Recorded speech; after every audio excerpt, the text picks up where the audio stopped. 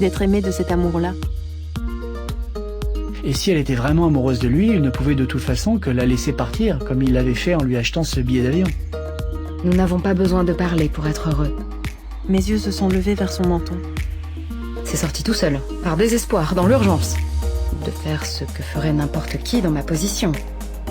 La balafre qu'elle en avait gardée sous l'œil le lui rappelait chaque jour. Qu'est-ce que tu penses de tout ça, toi?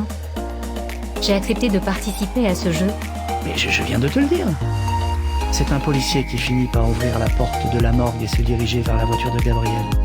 Il est jeune. C'était si lourd. S'ils avaient su que le rire d'un petit garçon en dépendait. Qui semble se demander quelle attitude adopter. Mes collègues. Mon corps s'est un peu apaisé. Alors ce rythme leur convenait. Il me ramenait après un dîner rapide dans une petite brasserie et me racontait ce qu'il aimait dans son travail.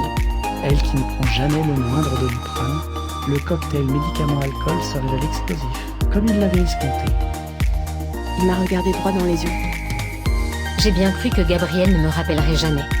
On me demande systématiquement si je fais des photos un peu plus, traditionnelles. Edith acquiesce en silence pour encourager Gabriel à continuer. Des cris de chat torturés. Et j'ai repensé à la glace vanille fraise. Au collège, puis au lycée. Si longtemps que mes jambes sont devenues douloureuses. Il fallait qu'il apprenne à tirer sur des cibles immobiles, d'abord. J'avais l'impression que c'était mon père qui me regardait à travers elle. Mais à 13 ans, comme s'il riait, elle nous attendait dans le hall d'entrée. Il avait aussi constaté que si Arthur et Guillaume venaient encore régulièrement dîner à la maison, Simon ne semblait jamais invité, ou du moins jamais disponible pour se joindre à eux. C'était exactement comme acheter un ticket de loto. Mais ça va passer. Gabriel la regarde et voit dans son regard de l'hésitation mêlée à un soupçon de colère.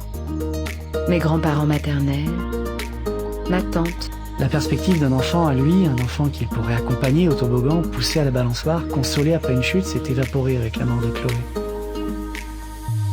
Je ne parle presque jamais de sa femme. Pas envie d'interrompre le jeu.